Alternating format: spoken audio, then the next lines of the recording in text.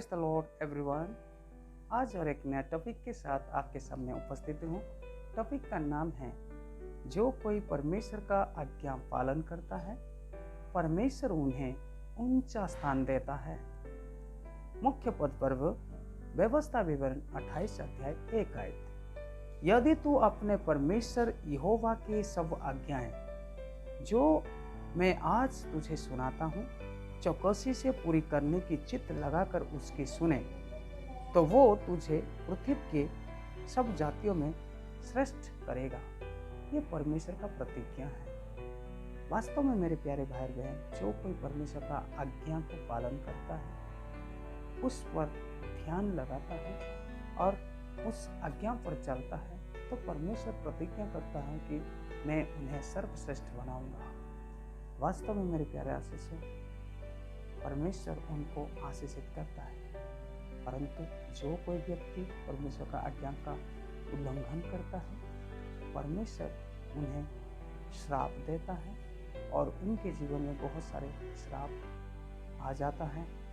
तरह तरह का बीमारियां, तरह तरह का समस्या, तरह तरह का संकट उनके चार ओर घेर लेता है। परंतु जो कोई परमेश्वर पर भरोसा रखता है, साथ ही साथ उनके बनाए हुआ नियम कानून को पालन करता है, तो परमेश्वर उन्हें सर्वश्रेष्ठ बनाता है और आशीषित बनाता है। इसीलिए स्वयं प्रभु यीशु मसीह जब इस धरती में थे, उसी समय लोगों को ये शिक्षा दिया करते थे, अगर तुम मुझसे प्रेम करते हो तो मेरे आज्ञा का पालन किया करो। इसका चर्चा हम यूहन्ना लिखित सुसमाचार 14:15 में प्राप्त करते हैं और लूका लिखित सुसमाचार 11:28 में भी प्रभु यीशु मसीह ऐसे कहता है, धन्य है वे जो परमेश्वर का वचन सुनते और मानते हैं। Blessed are those who away and listen word of God. और इस बात का चर्चा प्रभु यीशु मसीह के चेला में से एक चेला याकूब अपना पत्री 1:22 में कहता है, केवल परमेश्वर का वचन सुनने वाले ना बनो, बल्कि उसका वचन का पालन करने वाले बनो।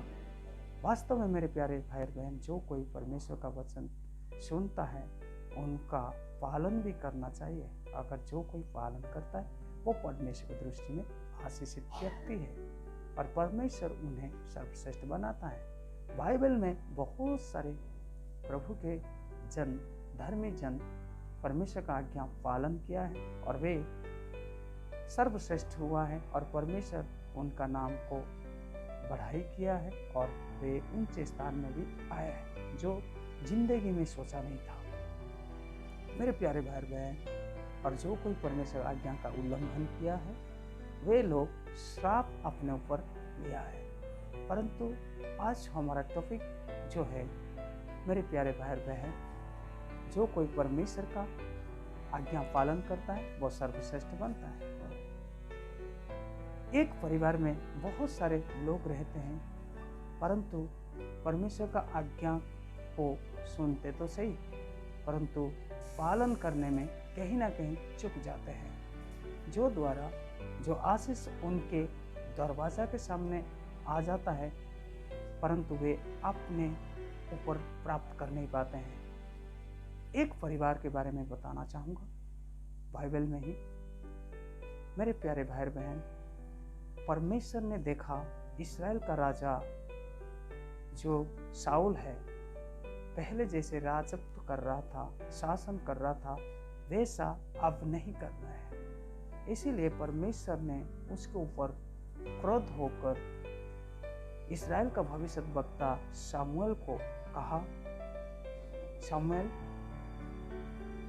सिंह में तेल को भर और बेथलेहम निवासी यसी के घर जाना और उसके घर में से एक पुत्र को अभिषेक कर, क्योंकि मैं शाऊल के जगह में उसके परिवार से एक पुत्र को राजा करना सोच लिया। और परमेश्वर का आज्ञा जब शमूएल के पास पहुंचा, परमेश्वर का आज्ञा का पालन करते हुए शमूएल यसी के घर गया और यसी के घर में जाकर ये संभाषण दिया कि परमेश्वर का ये आज्ञा है कि तेरे घर में से एक पुत्र को इस्राएल का राजा बनाना। इसीलिए मैं आया हूँ उस पुत्र को अभिषेक करने के लिए। यीशु बहुत खुश हुआ, प्रसन्न हुआ और अपना पुत्रों को बुलवा भेजा। और उनमें से बड़ा लड़का जो है एलिया, वो सबसे पहले आया क्योंकि वो घर का बड़ा लड़का था। और जब वो आया, उसका रंग रूप देखकर शामुएल ने सोचा यही इस्राएल का नेक्स्ट किंग है, क्योंकि देखने में सुंदर है, हैंडसम है, डोल डाल है, हाटा खाटा है, लंबा चौड़ा है। परंतु परमेश्वर ने शामुएल से कहा, हे शामुएल, मैं इनको रिजेक्ट किया हूँ, ये राजा होने के लिए योग्य नहीं है। तो दूसरा लड़का अबीनादाब आया। उसको भी देखकर शामुएल ने सोचा यही राजा होगा, परंतु वो भी रिजेक्ट हो गया। और तीसरा व्यक्ति जो है शामा भी आया और शामा को भी परमेश्वर ने रिजेक्ट कर दिया। ऐसे होते हुए यीशु के 7 पुत्र आ गए। 7 पुत्र आ गए। कोई भी राजा के लिए योग्य नहीं बने। और शामुएल ने यीशु से कहा, और भी तुम्हारा कोई पुत्र है?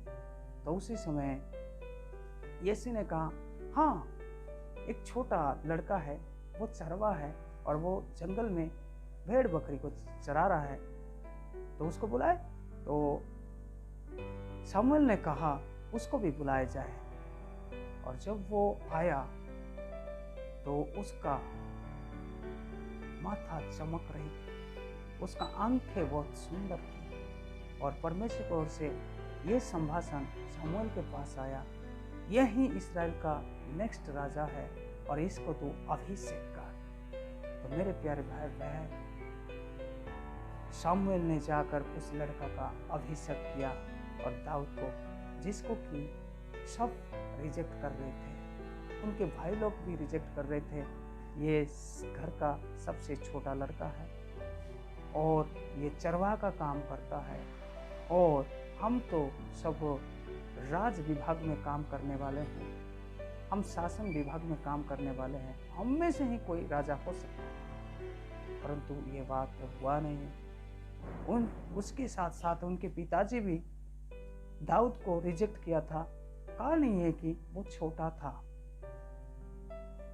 मेरे प्यारे भाई बहन, भारत में अगर हम देखते हैं, नागरिक तब गिना जाता है जब वो किसी का उम्र 18 साल होता है। और उसके बाद कोई पदवी के लिए अगर चुना जाता है, उनका वयस सीमा होता है, आयु का सीमा होता है। किसी को 25, किसी को 30, किसी को 35। और राजा के लिए भी ऐसा आयु को संसार के मनुष्य के अनुसार गिना जाता है।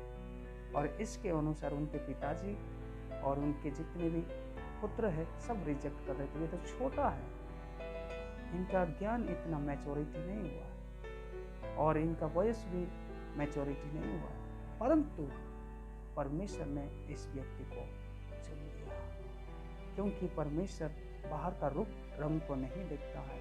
परमेश्वर हर एक इंसान का मन को देखता है।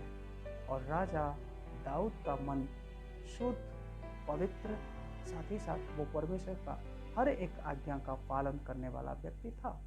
इस कारण परमेश्वर ने दाऊद को इस्राएल का नेक्स्ट राजा के रूप में चुना। मेरे प्यारे भाई बहन, इस घर में बहुत सारे लोग थे, परंतु कहीं ना कहीं बातों में परमेश्वर का आज्ञा को पालन करने में चूक गए थे। परंतु ये हर एक आज्ञा का पालन करने वाला व्यक्ति था, इसीलिए ये आशीषित व्यक्ति हुआ। वो परमेश्वर आपका मन को देखते हैं, बाहर का रूप को नहीं देखते हैं। इसीलिए मेरे प्यारे भाई बहन, कोशिश करें कि परमेश्वर का आज्ञा का पालन करें। प्रभु आपको इस वचन के द्वारा आशीषित करे। अगर इस वीडियो के द्वारा आप आशीषित हैं, ये वीडियो को भी ज़्यादा से ज़्यादा शेयर, कमेंट, सब्सक्राइब और लाइक करें। प्रभु आशीष करें। आमीन।